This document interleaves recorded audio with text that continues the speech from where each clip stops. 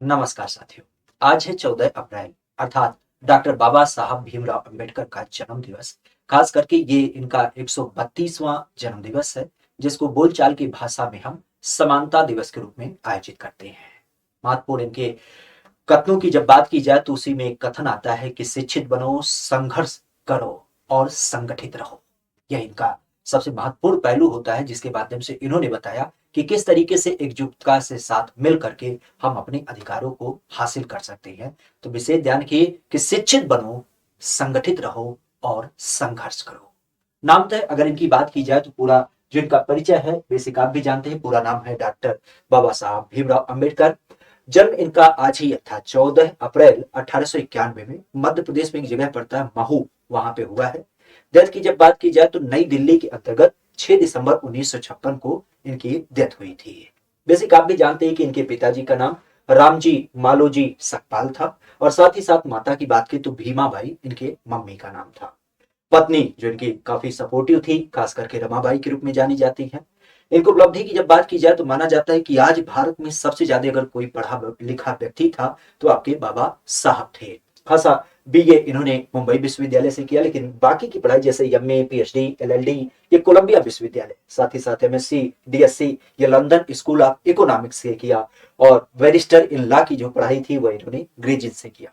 खासा अगर देखा जाए तो पढ़ाई लिखाई के साथ ध्यान रखिएगा 132वां इनका समानता दिवस है। अच्छा, आप लोग कमेंट बॉक्स करके बताइएगा, क्योंकि ये भारत रत्न है, अर्थात इनको भारत रत्न मिला है, यह किस एक वर्ष में दिया गया था। क्रम की जब बात की जाए तो इनके द्वारा कुछ बड़े महत्वपूर्ण काम किए गए, ऐसे ही लोग इनको याद नहीं करते हैं, क्योंकि आज के समाज में पूरा इन्होंने आमूलचूल परिवर्तन किया। नामतः अगर देखा जाए, जैसे भारत का जो संविधान सबसे महत्वपूर्ण पुस्तक मानी जाती है और पूरे भारत का जो आधार है उसके जन्मदाता यही माने जाते हैं, भारतीय संविधान के जन्मदाता। साथ ही साथ अलग अलग 11 से ज्यादा भाषाओं के ये जानकार माने जाते हैं।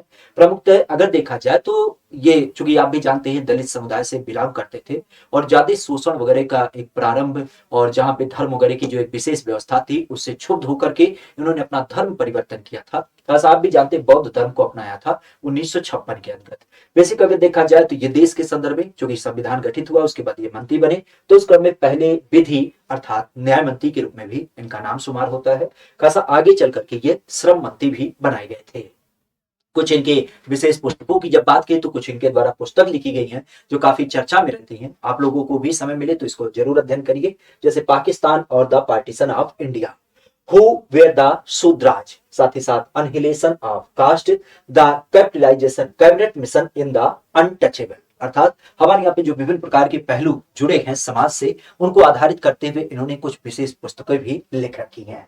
खासा ध्यान रखिएगा, इनकी एक सबसे महत्वपूर्ण पंक्ति जो हमें भी काफी पसंद है और आप लोगों को भी अपने जीवन में धारित करना चाहिए, क्योंकि यह बात सर्वथा सत्य है कि शिक्षा उस शेरनी का दूध है जो जितना पिएगा वह उतना दहाड़ेगा। और इसी कार से पहली पंक्ति की शुरुआत ही हमने की थी कि शिक्षित बनो, संगठित रहो और संघर्ष करो।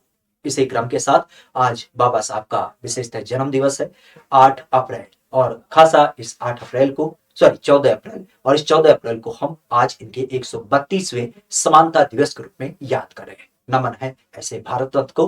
कमेंट करके जरूर बताइएगा कि इनको भारत रत्न कब दिया गया। बाकी मिलते हैं किसी विशेष पहलू पर। आज के लिए इतना ही। Thank you. All the best.